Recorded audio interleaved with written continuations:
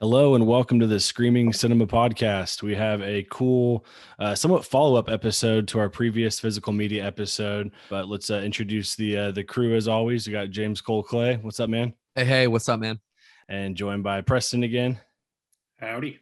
And today we have a special guest. We have Eric Wilkinson from MVD to talk about the MVD Rewind collection to clear up some of our mistakes that we made on our episode, and to talk about some cool new updates and changes in the label in general. So I'll throw it over to Preston. Yeah. Thank you, Max. Yeah, thank you again, Eric. I guess we should mention your actual title, Director of Home Video Sales and Acquisitions. We really appreciate you giving us your time today, and really thank you for taking the time to listen to our episode centered on the MVD Rewind collection too. It was really awesome. You sending us images of where some of the inspiration came from in the design and execution of these release titles. The shout out on social media about the upcoming disc design of Dirty Laundry was really special to us as well. So we're happy to get in more depth about the creative process and chat more about these releases with you. So thank you. Cool. So naturally, my curiosity first brings me to wondering what your relationship has been with video collecting, product aesthetics, and if you can recall the film or films that may have ignited your fascination with home distribution and the psychology of movie marketing. Oh, wow. The psychology of movie marketing. Geez, if I could can I walk away from my camera? Because this is a good question. Hold on a second. Here, talk amongst yourselves. No, it is a psychology. It's evocative. That's what it's about. Yeah, it's what causes you to lean in. Exactly. Like the purple that we were just talking about, right? What was the name of the movie again? Yeah. I was looking at the Facebook page. It was the artwork for One Dark Night. Yes, exactly. On the VHS cover. That was awesome. Yeah, purple. It's evocative. It's a psychological response that I'm getting when I see it. Yeah, that was like the thorny in my cases came in these plastic shells, and I wanted to do a case that looked like the plastic shells. So Thorny and I also put out the Terminator, and I saw the packaging's identical in terms of the materials, and I literally just did as close of a recreation of that packaging as I could. Because the way I look at it and my approach to it is I'm not just selling movies, I'm selling nostalgia. And I think it's almost like a collectible in the sense that you buy that Star Wars action figure that looks like the one you had when you were a kid.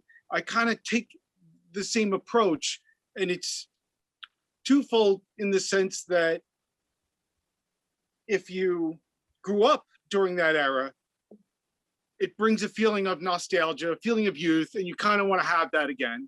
Mm-hmm. And if you're young and you didn't, you get to experience in a way that had you been there, this is kind of what it was like. So, I kind of take that approach. For me, it's about just nostalgia. I long for the days of video stores. I think with collecting these days, because there aren't any video stores, people have collections like ours. I have 10,000 discs here in my basement, and I'm not going to stop collecting. Am I a hoarder? Probably. When it comes to movies, I am.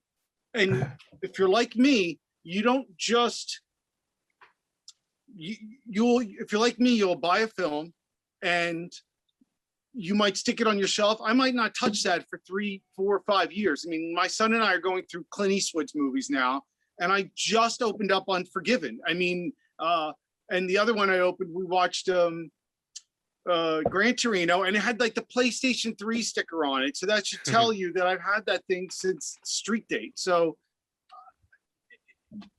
I often buy movies and stick them on my shelves. Maybe some I'll never get to before I die. Maybe I will, maybe I won't. But unlike streaming, where you don't know if the movie you want to watch is going to be on there, I know that movie's waiting there for me.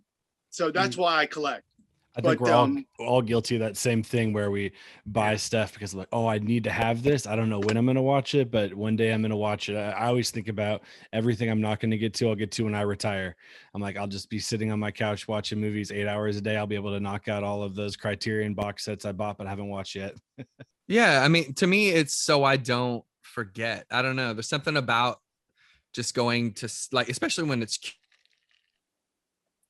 around your movies in general, there's something about it that I don't know, it's just kind of there for you. I don't know, it seems kind of strange, but like I love being able to look through it and then look at the aesthetic, and you can get transported. I mean, you can take a moment for yourself. I mean, that's why I do it. I mean, that's why I get into it. Even if I don't, you know, love a film, there might be still something about the packaging that is making me take up space in my home, and it feels good, it feels warm. So, you know, that's kind of why I do it. I want to go back, repeat your first question for me, because it's funny that you asked that. And I think it's a great question, but I want to make sure that I'm answering the question that you asked. Yeah, it was just about your relationship with video collecting, which you've answered, but with product aesthetics, and if you can recall that film or film that ignited your fascination with home distribution and the psychology of movie marketing. There's several, but I don't have I hadn't saved everything from my youth, unfortunately. But I don't know if do you remember this format? Oh yeah, yeah. This is called a CED. Yeah. And my collecting started in 1984, and I was buying these because videotapes were more expensive, and you could buy these relatively cheap. These are actually vinyl discs. They played with an RCA Selectavision video disc player with a needle, and they had better quality than a VHS tape. And I had maybe like 100 of these things. That was the beginning for me collecting. And this is one of the first movies I ever bought. I think the first movie I ever bought on disc like this was 16 Candles and maybe Friday the 13th Part 3. And the first videotape I ever bought was I spent $15 on a used copy of The Breakfast Club.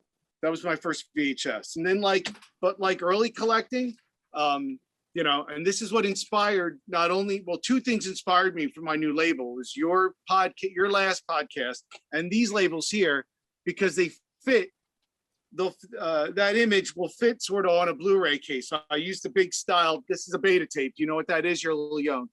No, we got it. And an original copy. And that's what we're going to be using for the labels. But yeah, it was CEDs, VHS and beta, and of course Laserdisc. So I love those. The big format of that is what we're missing now. Like all the records where you're looking through them, and it's like a piece of artwork, man. It's awesome. Well, we were texting about Laserdisc the other day, Preston and I. Like I see Bruce Springsteen back there, the vinyl record of that back there. Like we were talking about doing that with laser discs, like having that around your house and framing like a laser disc or something like that. So to me, that's cool.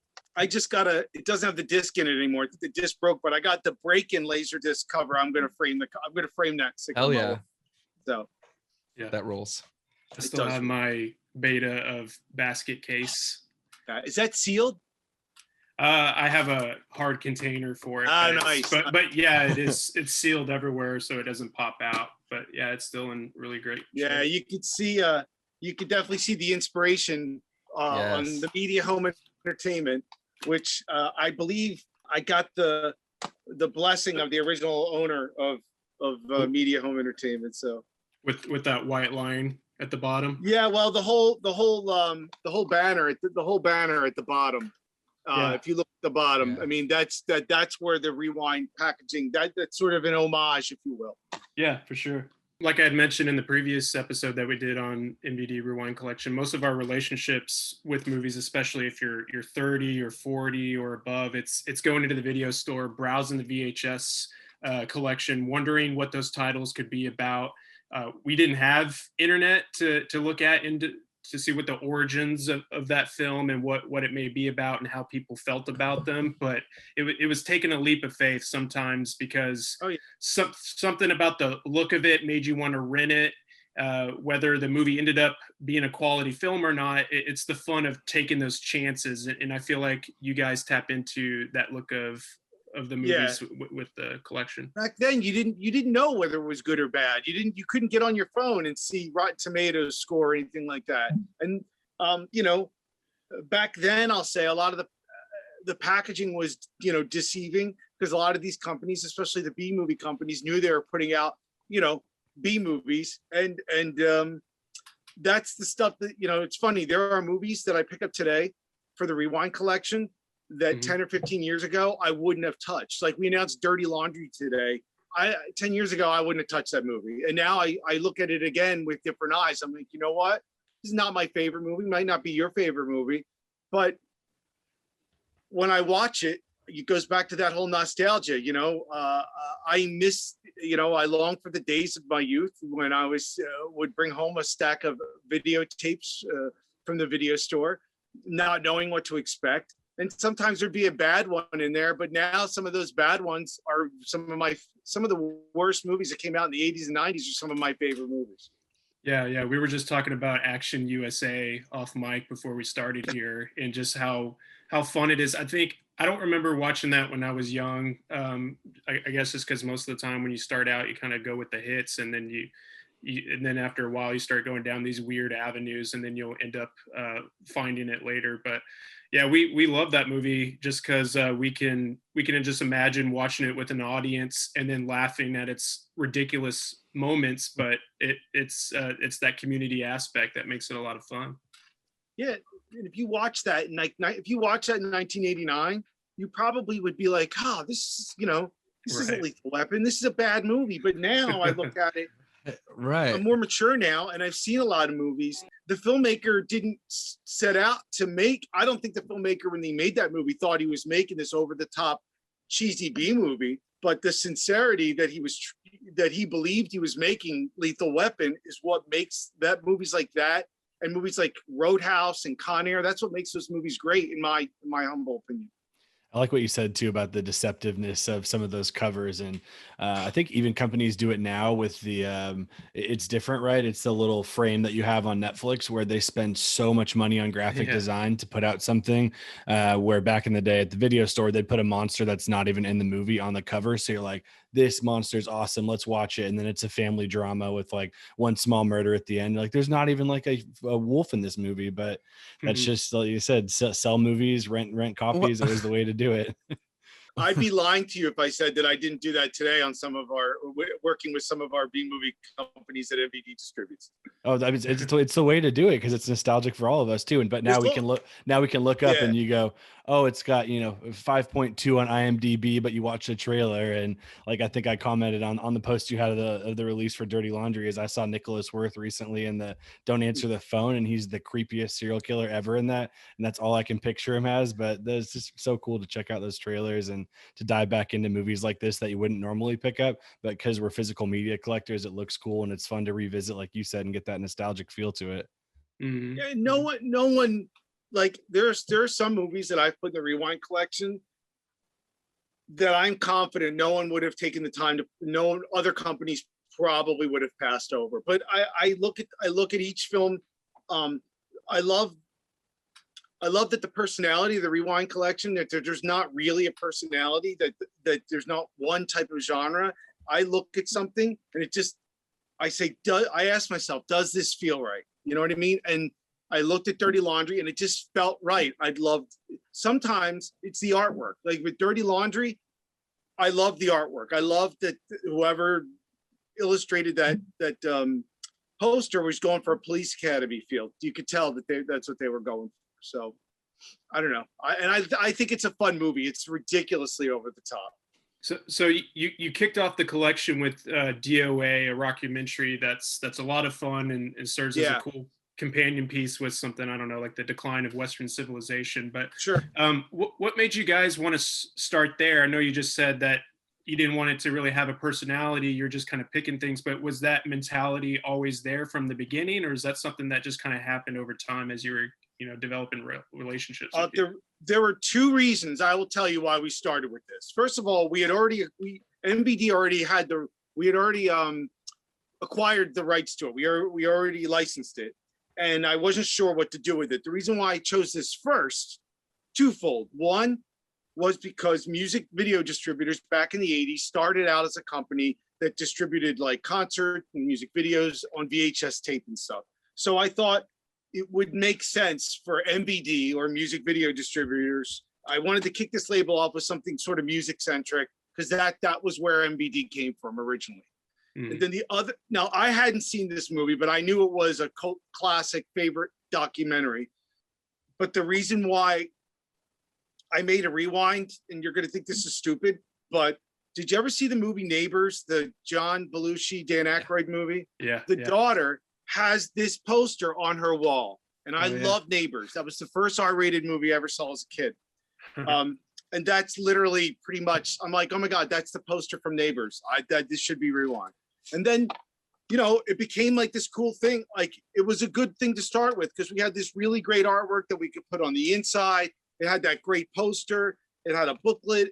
It just felt right. And it also felt like a movie that I think the typical collector may not have gravitated towards, but because it's in the collection, maybe they'll give it a try. And when you watch it, it's a great punk rock doc.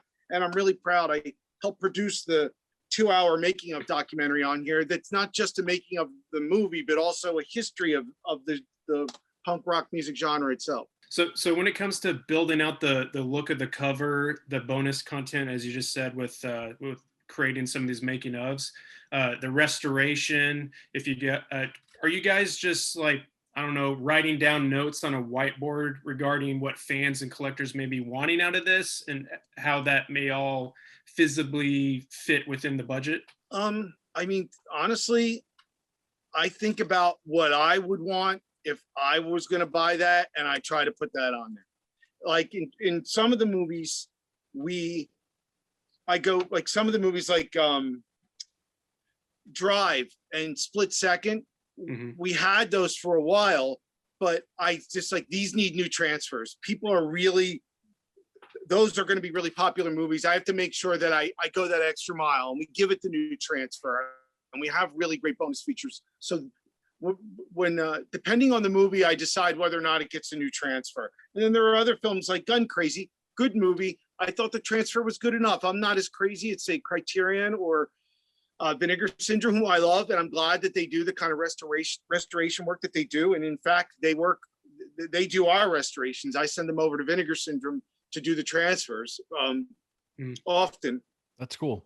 And it just depends on the title. I think if it's in what I consider to be an important title or something I know that the fans have high expectations, I try my best to either get my hands on the best materials or create the best materials I can. That's the exact reason why Project Metal Beast isn't out yet, because we have a shitty master, and I'm not going to use what we have to put out on Blu-ray just for the sake of ripping the fans off and putting out a Blu-ray of it. And I will wait.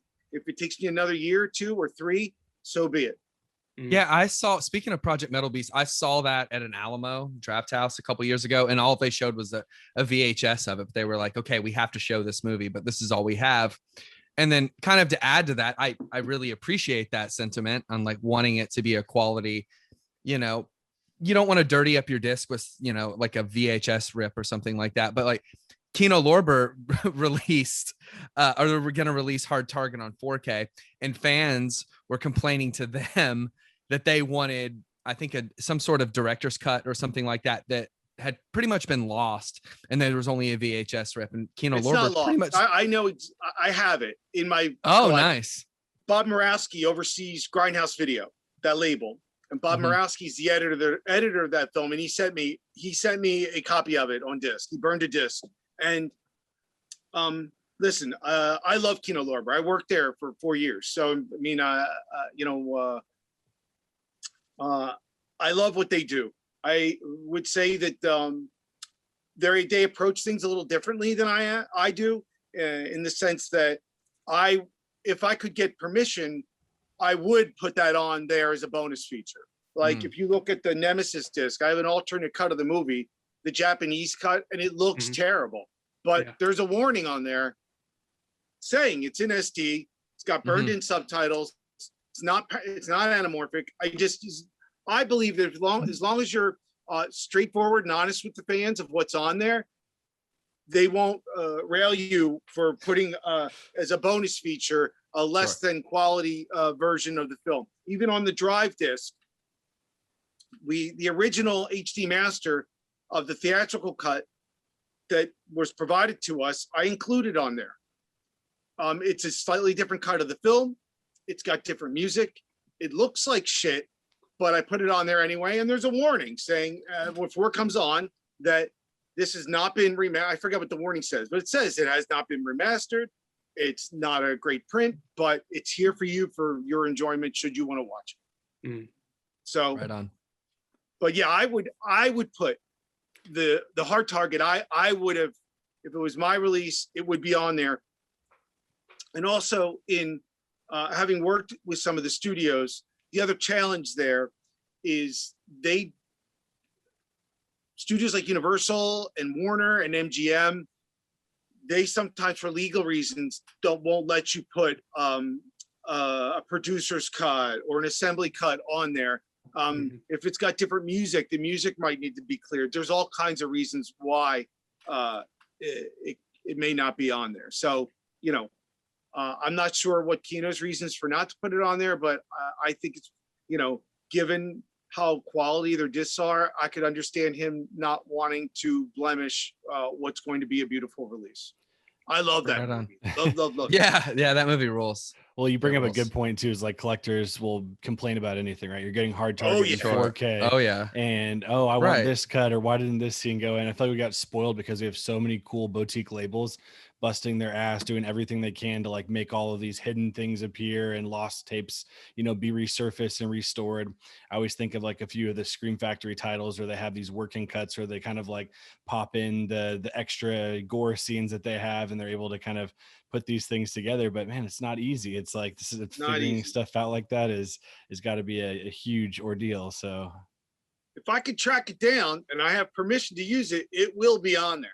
But there are some cases where either I can't get it or I legally don't have permission to put it on there. And I know, you know, some collectors don't quite understand that, but I try my best to explain myself. And same in regards to transfers, like it's not Rewind, but we're putting out the documentary, Who's Harry Nilsson and why is everybody talking about him? Now, that was a movie that was shot, the whole thing shot in SD. I love this documentary, really good. In fact, when I worked at Kino, I acquired it when I was at Kino and I did acquisitions at Kino. That expired, I brought it over here, acquired it again to put it out here at MVD. And I oversaw a really good HD up-res and restoration of that. So they took the SD, they made it HD, but even you look at the review, even on Blu-ray.com, gave it a pretty good review, even for an up-res. It gave it a really good review. So, I mean, you know, in terms of material, depends on what I have. If I know a movie exists on film, like I would love to put out Cannibal the Musical, because we work with Troma. I would love to put that out on Blu-ray, but they only have an SD master. And I know somewhere in the world that exists, a negative must exist, a print must exist. From what I understand, the movie was shot on 16 millimeter, immediately transferred to tape, and then everything was done on tape. So you'd have to find the negative, scan it, and then reassemble the movie from scratch. But I'm gonna try to do that. You know, that's one I would love to try to do. So that leads us to acquisitions, wanting to know more about what that process is like. Maybe you can start off with like developing a relationship with somebody like Eric Carson, who directed Black Eagle and Angel Town and produced Lionheart and Nemesis. Did it start with like Black Eagle? Then it's like, hey, this went really well and we want to do some more of your titles with you, or how's that go? Well, with that, there's two ways I go about it. Sometimes I will get access either by seeking it out, or sometimes it comes to you. Sometimes a producer will reach out to me and say, hey, you do good work. I'd love for you to take these.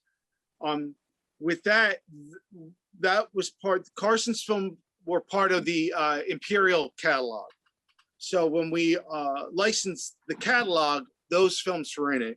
And then I developed the relationship with him, you know, starting with Black Eagle. And I think it continued with, I forget which his other films. I think it's Nemesis. He was on, there's several Eric Carson's film, but you build a relationship working with him. He sits down, he does interviews for us, and you speak with him on the phone and trade emails, and you build the relationship that way. You know, there are times where we'll pick up a catalog, I'll build a relationship with a producer, and then he'll have other movies that aren't in that catalog that are available. So with Don Murphy, we worked with Don Murphy on Double Dragon, and it turns out he's got another movie that we've picked up and we are doing a transfer and working on that wasn't part of the Imperial catalog. So are there any plans to do the Octagon? Eric Carson's Octagon? Well, see, and that's the other way you do acquisition. So somebody will make a suggestion. They'll say, can you get the Octagon? And then I start a deep dive and like, well, who owns you got to figure out who owns the Octagon. So, you know, I believe, I think that was in a library that just got bought. We don't have plans to do that. But when people ask me for titles, almost every one of them, I don't care how ridiculous the ask is, I'll do my best to track down who owns it and try to get it. That's awesome. You know, so that's the other way. You know, there'll be a movie that I loved as a kid. I'm like, oh my God, I totally want to put this out. Like Action USA, that one came to us. The company that licensed it to Vinegar Syndrome said that they had a limited release. They did 4,000 units. Do you want it? And I said, absolutely. Because I think, you know, I said to myself, I think we can sell more. I think I saw that there was a lot of demand for it for the Vinegar Syndrome version. And that's why mine looks so different, because I said, I'm going to put this out. I'm going to try to find one or two things that I can differ. I found some bonus material that wasn't on theirs. And, you know, in the packaging, I wanted to do something different, unique with the packaging. Well, I mean, that one looks great. And, you know, the transfer on it looks incredible. Yeah, that was the transfer that came with it. I did not oversee that transfer. Okay, right on. Well, either way, I think it's the same one as Vinegar Syndrome. So, well, you know, I mean, speaking of another transfer that this is kind of me just kind of shooting fish in a barrel here in terms of titles.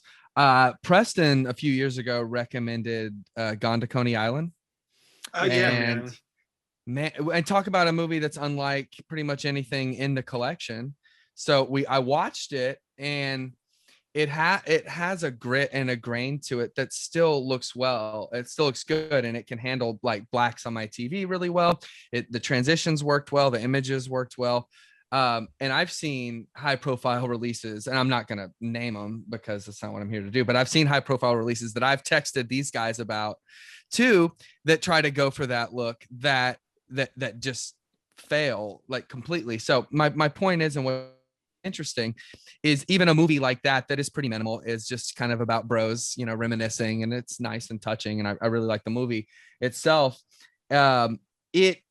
It still is nice to be able to see that attention being paid, even though when it doesn't really have to be with something like a movie like that. And yeah. I think that shows. Well, and that one too, you know, it all, like I said earlier, it all goes down to personality. And there's a personality to that. There's couple reasons why we picked that up. One, personality. It has an 80s, 90s aesthetic to it. You know, because the movie takes place in both the 80s and the 90s. It's got an 80s, 90s cast with John Cryer and Ione Skye and Frank Whaley. So like there was that. And then this is where I'll call the cheat comes in. So I don't know how deep dive you did with me. I produced a film called The Man from Earth, sci-fi drama with William Catt and Tony Todd and John Billingsley. It was my first movie as a producer. And how that movie came to be was I was working for a small indie back in '99 in acquisitions. And one of the movies I almost acquired back then was Coney Island. The company I worked for, it turns out that I'll just say they weren't in the financial position to be acquiring any movies, but I made friends with the filmmaker, Richard Shankman. And I met that started in 1998, and he directed and co-produced my first film, which was, you know, we became very good friends. We've made several movies together, including Man from Earth, the sequel to Man from Earth. It's called Man from Earth Holocene. Mischief Night, horror movie. So we've worked together. And he wrote and directed Coney Island. So when I was putting this Rewind collection together, he's my friend. I called Richard up, like, dude, do you have the rights to Coney Island? He did. So that's why we picked it and put it. That's another reason why we picked it and put it out. But truth be told, whether I knew Richard or not, I probably would have picked it because I love John Cryer. I think he's great in the movie. I think Frank Whaley steals every scene that he's in that. And out of all the titles in the Rewind collection, it's funny, people never buy that one first. It hasn't sold great, just okay. But when they do break down and buy it, everyone that breaks down and buy it either sends me a direct message or I get a note somewhere or write to customer service saying, I just bought this movie and I can't believe, I love it. I never heard of it before. Yeah. That's exactly me. That's why I recommended it to him, because out of all the films that are in the collection, it appeals more to my sensibilities, like the kind of films that I like, which are kind of like very thoughtful, engaging, because it reminds me of something like a Richard Linklater film that may take a little more time, involves like psychology of the characters a little more. As soon as I get to talking about that collection, that's the one that I recommend most. Yeah, I hope people, if they watch or listen to this podcast, I deliberately lowered the price of it. Well, one, because it was just selling okay, and two, I want people to see it. That's one that I'm quite proud of. It has a nice transfer, and John Cryer, come on. Yeah, absolutely. Yeah, it's nice. I like the eclecticness of the label. I was just kind of looking at all of them. I'm like, it's all over the place. Ranges from the 70s to the 2000s. You have martial arts movies, you have 60s. dramas, you have horror. It's just such a cool, like you said, I like how you just look at it, and it's not like, obviously cult movies are nice, especially to get back out there and release, but you're not just doing that. You're doing things that, that you like personally, or that you would see, a collector enjoying remastered, or that, maybe have had limited releases elsewhere. So it's a really cool way to do it, because I know a lot of times people kind of get stuck in one lane and they will never go out of that, where it's clear you're willing to go kind of anywhere with the label. Yeah, we like the personality of Rewind is like, cult classics and more from the video store. And then the Marquee collection, it's kind of like what I call where we put our studio product. So if I do a license from MGM, we got Barbershop and Barbershop 2 and Basic Instinct 2. Those aren't Rewind titles. Like, you can't make there's nothing retro about Barbershop. It's still a relatively, contemporary film. And that's where we put the contemporary stuff, most of it anyway. So, Memories of Me, we didn't have any bonus. I would have put that in Rewind, but we didn't have any bonus features. We only had like one or two things. I didn't have enough to put it in there. I didn't want to cheat the collector and just slap a retro looking cover on it and call it Rewind. There's got to be something of value on there in addition to the movie in order for me to make it a Rewind. If it's an older film and I want to make it a Rewind title. I hope you do some more animation, because speaking of Harry Nilsson, like doing The Point, which was a great one that I could watch with my son. Yeah, The Point was a good one. And MVD already had like a DVD of a collector's edition, and we wanted to do it on Blu-ray, and that was one where we searched high and low for material, and the best we could find was a TV print, a 16 millimeter print from the TV version. Now, we weren't allowed to use the Dustin Hoffman voiceover on our release for what I didn't get into it. I was just told, don't ask, you're not going to get it. But we did do an HD, I don't know, a 2K scan of a 16 millimeter print. It's a little rough around the edges. We didn't do a major restoration. I think they did some cleanup, a little bit of cleanup, but I'm pretty proud of it. Like with The Point, and the thing I love about The Point is two things. One, I love in the beginning, it's got that bumper logo from that TV or whatever. I think it's awesome, which I left on there. And two, this and Savannah Smiles has this, because we also used to print, this one came a print from the Library of Congress because we couldn't find the materials. And the thing I love about it, it has this 42nd Street grindhouse feel to it, where they're definitely in HD and they look really good and clear and they have good color. but they look a little beat up. I don't mind that. I think it adds to the charm of it myself. Yeah. I know that some collectors will Totally. think that's crazy. I don't go out of my way for that, but if that's the best I have, I'm not ashamed to, I'm not ashamed to put it out there. And also, with both of these, with Savannah Smiles, I made sure that I went online and told people, look, I think it's Savannah Smiles. I put up a comparison of what we did and the conditions, so people weren't shocked and felt ripped off. And even for the point, it says right on the back, due to the unknown whereabouts of the negative elements, the point was scanned on 2K from a 16 millimeter release print. Like, I put it right on there. I'm telling you, this is good, but it's not 4K Criterion good. Right. We like to be honest and upfront always. Well, good. Yeah, we appreciate that. So which of all the titles that are in the collection that are you the most proud of?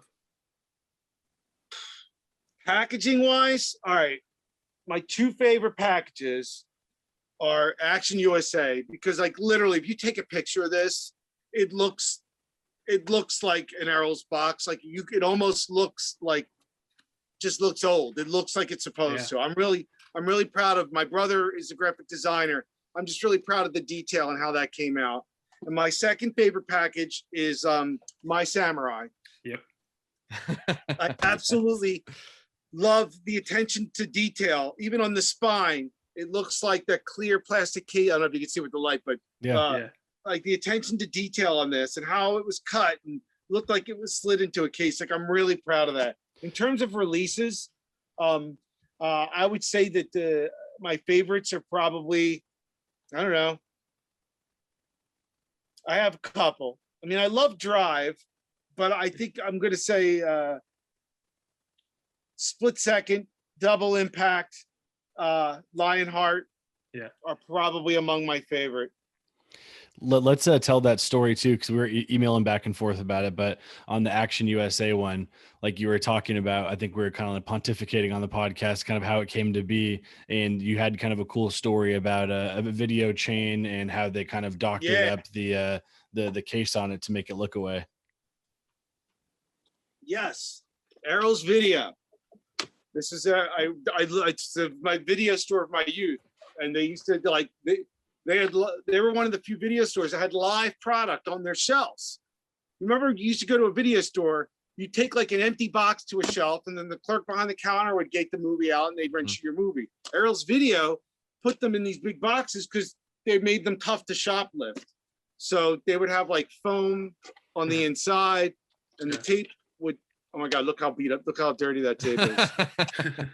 Nice. That case is massive. Yeah. So I love these cases, and I'm mad at myself. I used to have, because back then to buy movies wasn't easy, and like Errol's would sell them, their used inventory, and I used to buy them all the time because I wanted to collect, and not all the movies were priced to own. You couldn't buy them new yet, and I threw away so many of them, and I'm like, I should have saved them now, but I missed the cases. So we created from scratch, like every little detail, like everything. You hold them side by side, you'll see like we just copied, we really copied everything as close as humanly possible. That's to make cool. it look, you know what I mean, even down to the fake, you can see on here like fake Scotch tape and stuff, Yeah. because they would tape the plastic thing here to the box so it wouldn't slide off. This is, of course, is disintegrated, but That's cool. Yeah, man. I love doing the retro slip covers. I'm always in search of, I'll buy movies now at like Goodwill, just so I can get the scan of the sticker that's on there. Oh, that's awesome. Cole and I are like that. Like he and I did like this fun get together over during the pandemic when we were in quarantine, where we watched Solar Babies, and we both bought like the old case off of eBay, and then we watched it together. But yeah, that's what we'll do. We'll do that, and it'll have all the fun science fiction stickers and the certain worn look, which I think it like started since DOA, like even DOA and Attack of the Killer Tomatoes, they have like the same worn design, just kind of well, the earlier ones, like, it's funny you mentioned that. Yes, I had a conversation with my brother. Like, I didn't want to repeat too often. Like, so when these were two, this is 1 and 2. I'm like, we already reused the same little peeled sticker thing. As if you look at them as you progress, there's less and less. There's less and less eating. Fast lane there and TSR video on that one. The TSR, I didn't want to get in trouble with the RST video. That was my homage to Clerks. Nice. Nice. Here's another Errol sticker on this one here too. Yeah, that was from I still have my membership card. So I scanned it and made it look like a sticker. That's cool. There's all kinds of Easter eggs on here. Like this, we're hockey fans. So the Philadelphia Flyers, the goalie, our favorite goalie is Ron Hextall. So that says Hextall Entertainment on it. Nice. And the number on the phone number says 476-2727. They all have meetings, but the 27 was the number that Ron Hextall's number, and that was his number on his jersey, 27. And then I'm trying to think, like, all these. I think this D170 means something, but I forget what it means. Like, there's all kinds of little Easter eggs. So, like, this one says Hometown Video. I used to work at Hometown Video when I was a kid. So that's like there's just little things that I put on here. With Nemesis, we gave it a sun fade, and they made it look like a sticker was peeled off the sun fade. Like, I really want to make it. I'm trying. I don't want to repeat myself. I want everyone to have a unique look and feel to it. Do you find collectors will reach out to you, or just the feedback you get about wanting slip covers versus not wanting them? Anybody that's reached out to me saying they want people collect slip covers like you collect trading cards or pop figurines. 100%. That is me. Yep. He does not put non-sleeved slipcover movies in his shelf, right? You have a storage bin underneath for those. Yes. I have like my Warner archives under under my bed, kind of thing. I said to my brother that we should just start a business where we make and sell slipcovers, but like we'll design a slipcover for like a Warner archive with our own original artwork or design on there that's not copyright infringement, and sell it for $1.99. That'd be amazing. Who's done that before? I think like a Diabolic DVD, I think, had a custom one they did for an Arrow release. And then I think some of the video stores, like the still existing electronic stores, occasionally will get like a exclusive one that they can kind of put out there too. You inspired me because I have a couple of the MGM tapes from the 80s. Mm-hmm. Like your Solar Babies. I have Electric Dreams. It opens up like that. Yeah. So I've already in my head just made a mental note when I saw you open it up that I'm going to do eventually in the future. I'm going to do a slip cover that has a gatefold, has the exact same thing, except it's going to have a picture of the tape in the tray on the slip when you open it up. That's awesome. I'm going to do one of those covers for a slip. That'd be cool. You got to figure out a way to do it better than Paramount though, because they have their Paramount Presents line that has the poster in it, but it never stays on the disc. Like that. No, I do too, but that doesn't ever stay on the disc. It's like too big for it. I can tell you why. Because somebody's not doing their homework there. That you have to make sure that the size, you can't just use a generic slipcover size. You have to make sure that the slipcover is made for the disc. So what's happening there is, I'll bet you, if you take one of the slightly thicker, I don't know if I have any behind me, but like there's a slightly thicker Blu-ray Amaray case that's made for, and if you switch it out, the case it won't slide off like that. They're using the wrong size Amarays to put in those cases, and no one's caught on to it yet. Is this what you're talking about, Max? How it just exactly. Yes. If you pulled it off, it just dropped down on there. It's terrible. Yeah.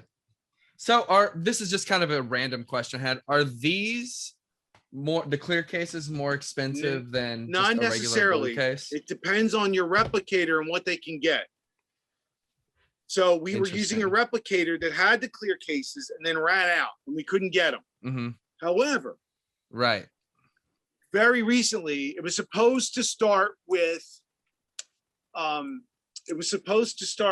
Dirty Laundry. We have a new replicator we're going to start using that has clear cases. So I'm going to go back to the clear cases. Awesome. And the only reason I haven't yet is the very reason you're talking about with the Paramount, where it drops out the bottom, is there's been a lot of back and forth via email between us, the replicator, and my brother, the designer, to make sure that we have the exact measurements of the cases that they're using and the slip covers, so it doesn't fall out the bottom. I like a snug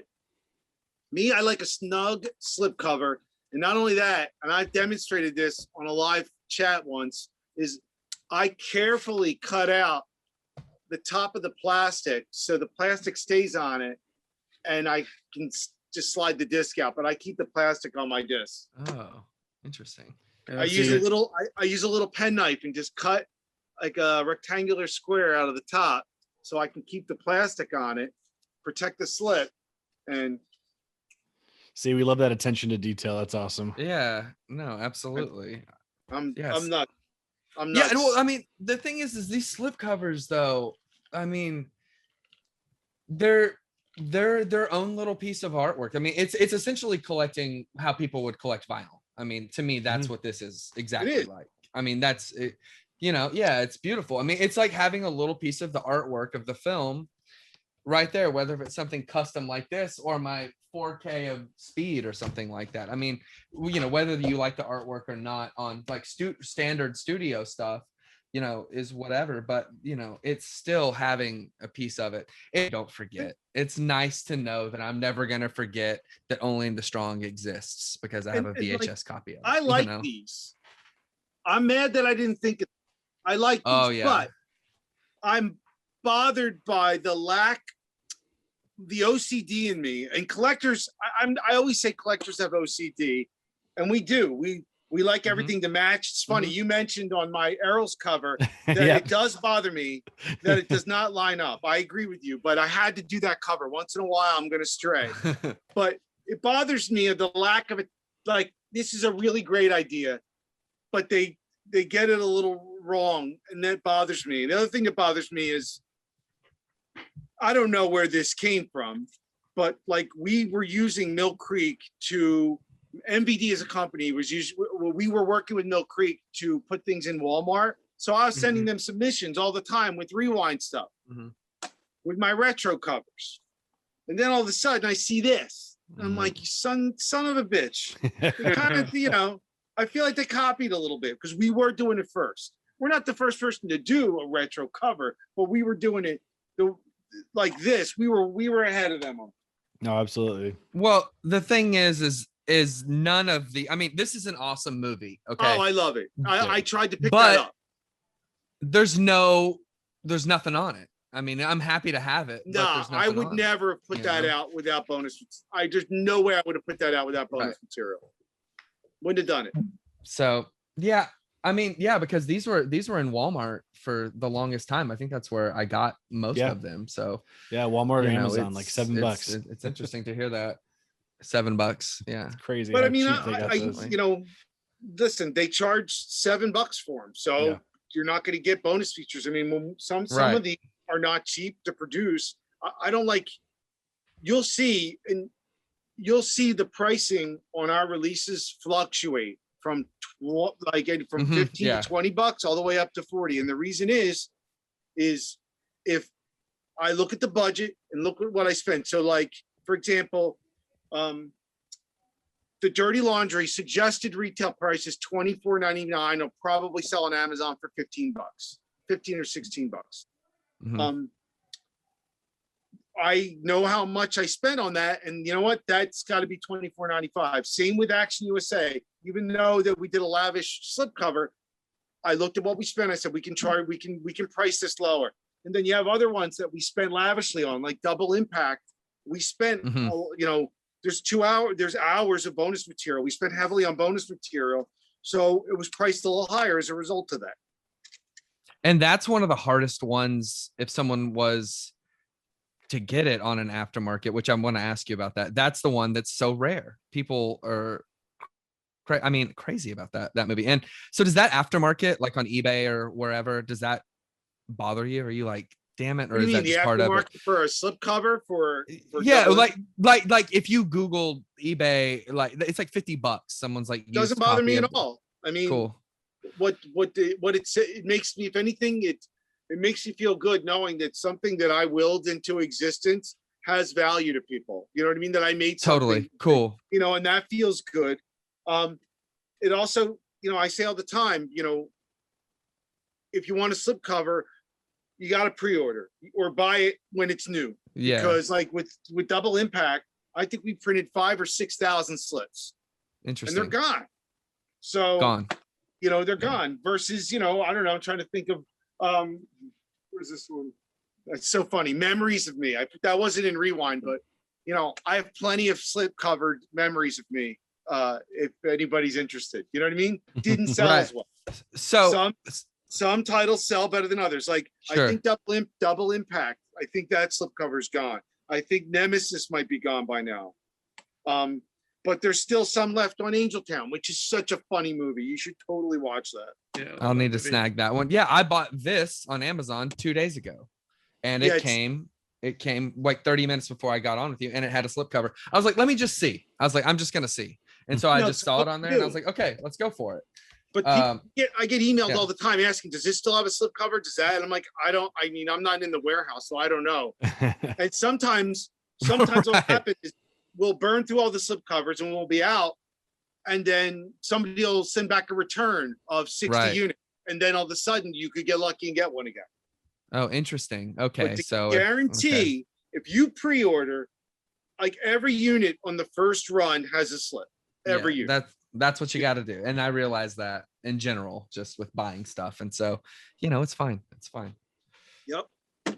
I wanted to talk before we jumped off about the summer releases because obviously, you know, the podcast is more horror oriented, but we're all just collectors and Yeah. everything. But there's We like love horror. so many kind of like horror sci-fi all at once with One Dark Night, you know, The Dark, obviously Sorority Row. It's like I'm just really excited. Mortuary, all these coming out at in the next few months. I'm really excited to kind of see those and what touches you put in. I'm gonna be looking at them. We'll probably email you like, what does the sticker mean?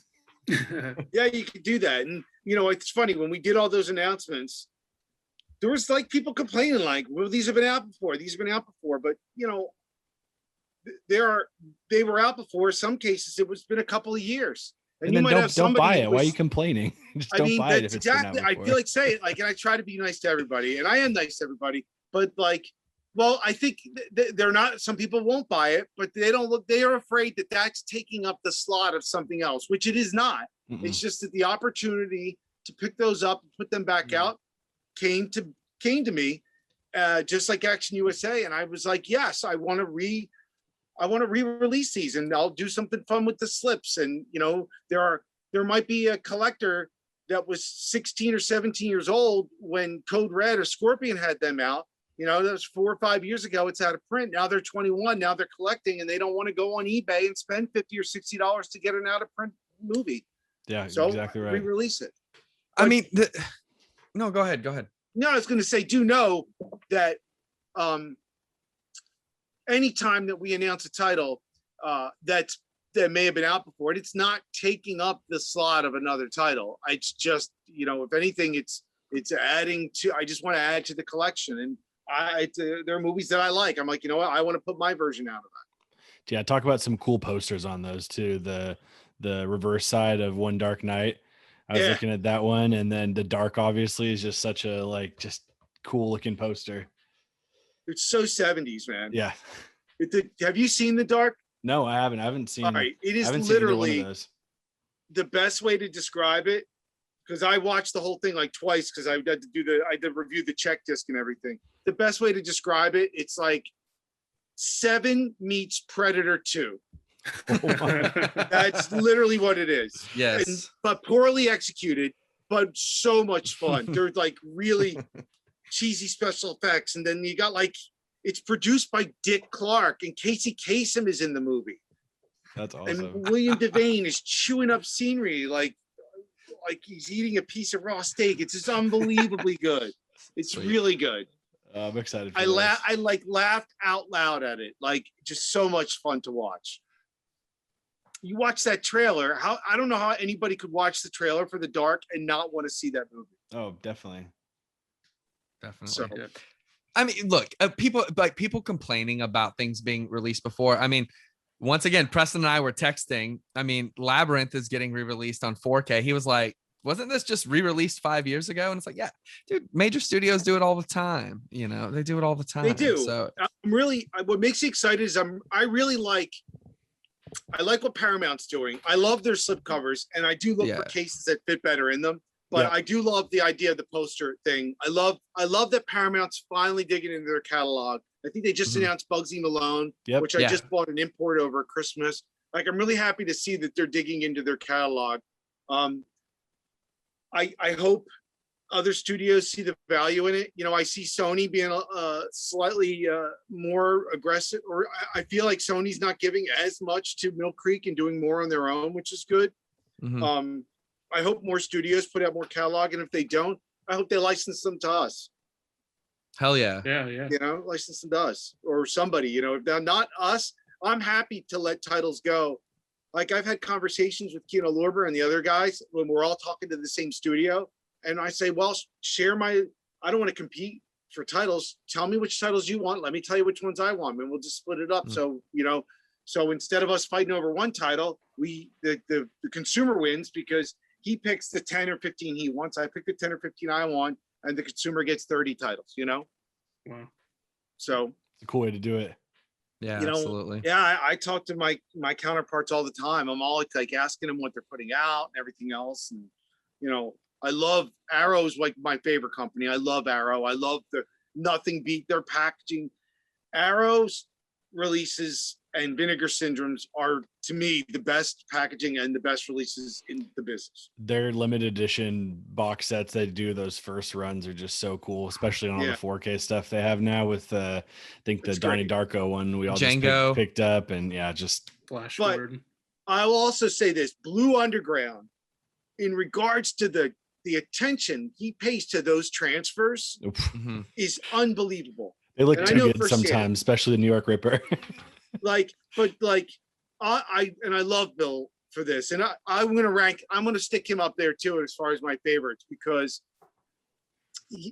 first of all, I can say firsthand that he spares no expense. There are titles that I know he's overspent on because he wants to have the best. Like, it's been very important to him to have the reputation of having the best. And if you look at his transfers, they are. I mean, you can buy a Blue Underground title knowing that, even though you say in your head, I'm never going to have to buy this again, but at least for a while, you know, you're getting the best of the best. Like, the Blu-rays look so Countdown good. Yeah, the Blu-rays look so good. I didn't even know there'd be room for improvement on the 4Ks, Dude, but you they look clean.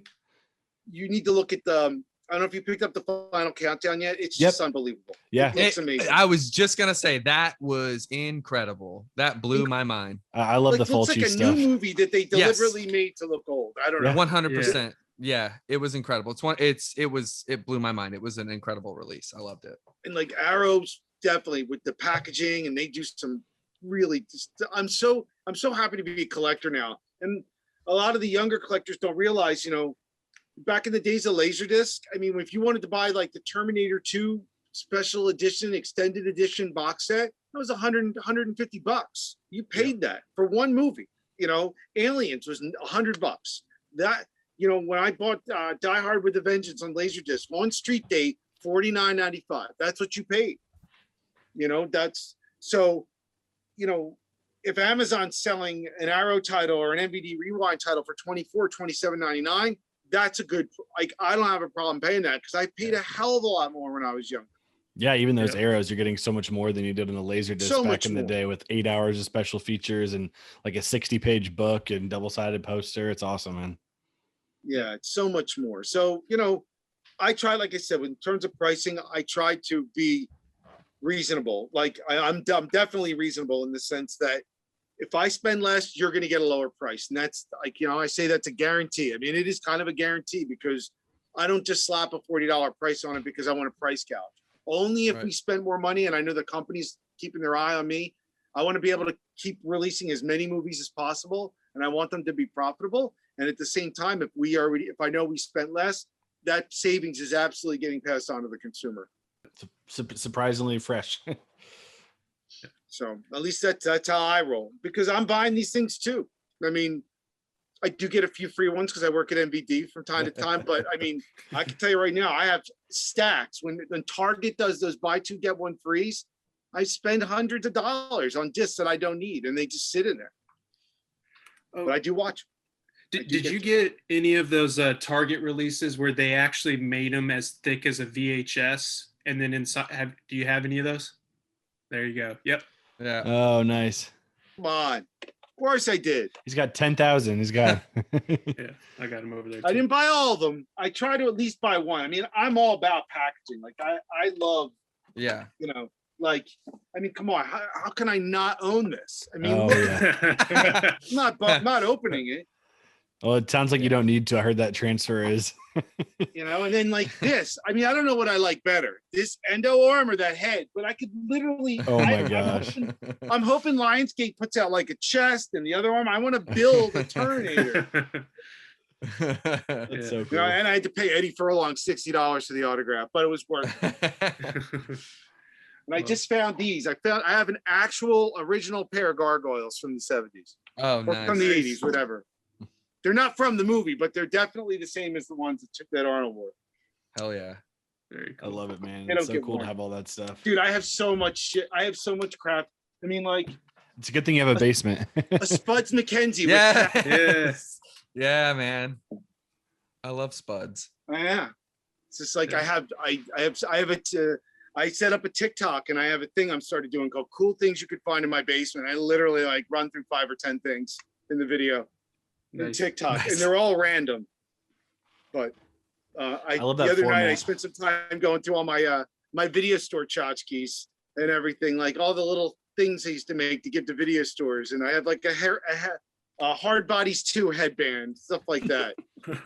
Well, Eric, thank you so much for your time today. We really, Yeah. really appreciate it. This was fantastic. We always love when we can, geek out and nerd out with somebody. And That's 'cause great. So do I. yeah, our wives and our significant others are very sick of it. And so to what Cole was talking about earlier about just, sometimes we'll just sit in among our collection and we'll just stare at it. Just because we love it so much. Like I do it all the time. I'm just in awe of it, or I'll pull stuff off the shelf and at least look at the packaging. And you know what? I'm mad at myself. I find myself buying more VHS again now. Yeah.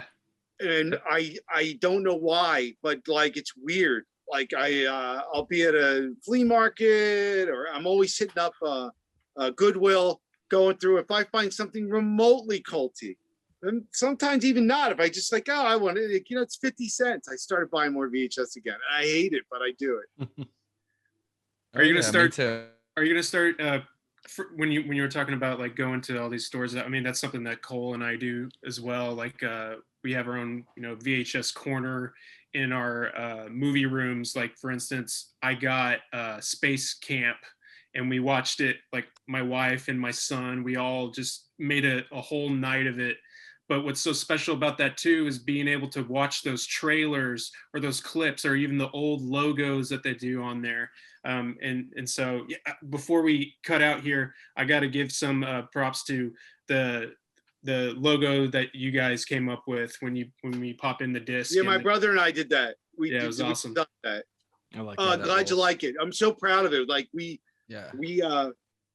went through so many different versions of it till we landed on something that just felt right. But I'm really proud of that. And like even I can't remember. I may have even, my boss was like, well, why are we doing that? I forget. I may have even paid for that out of my pocket, like, because I had to have it. Yeah, it's definitely worth it. Yeah. I think I did pay for that. Good man. Worth it. Yeah. Totally worth it. Totally worth it. So, well, this is awesome, man. Thanks so much for having me. I like you guys. I often don't get a chance to talk and geek out a little bit. And I'm not like on here just trying to sell people movies. I mean, if you like this, you buy it. Great. If you don't, I'm not going to lose any sleep over. I just love doing it. It's the greatest job ever. I finally found my calling. I mean, I've produced like a dozen films, and I think I have more fun producing this stuff than I do when I make a movie. Well, it's cool to have the right man for the job, not someone that's just looking, like you said, bottom line. Let me buy a movie for as cheap as I can and get the price as high as I can to maximize profit. It's good to have the collector's mentality and, you know, price it where you overspend and pass the buck on to us where you may have made more of a profit on it. Really cool. Yeah, and you guys, you should check out some of the titles in the Marquee collection. I'm really proud of Falcon Rising. It's like a new movie, but it's the kind of movie in 15 years we're gonna be like, oh my God, it's so classic. Like the last one I watched, I think, was Beer League. Beer League or Camino with Zoe Bell, and Beer League so dated. Yeah. Oh, we saw Camino, Preston, at Fantastic Fest. That's that one with Zoe Bell and Nacho Vigalondo. Oh, it's so good. That's on the. I had no idea that was released. That's cool. I'll have to snag that. It reminded me of First Blood. Like when that was a company had come to me with like a package, and they said this was available, and it was already out recently, but the company that had it out went out of business, and there were some bonus features I think that didn't make it on the original version. I'm like, I'm happy to put that out. Nice. Cool. I think that's in the mail on the way to me now. So I'm excited to watch I keep the prices on those, especially the Marquee stuff. Unless it's something like Wind Talkers, which has 2 discs. You know, there's some of the Marquee titles we spent some money on, but Wind Talkers couldn't have that's not a Rewind title, obviously. But most of the Marquee stuff, you know, it's $20 suggested retail price, which means you'll probably get it for $11.99, $12.99. Totally, some really good new stuff in there they were putting out that I'm proud of. Totally worth your time. And definitely the Go-Go Boys. You guys got to pick that movie up. It's so good. Yeah, will do. Absolutely. It's a good one. Watch that one. All right. Will do. All right. Thanks, man. Thank you so much for today. Thank you. Thanks for coming on.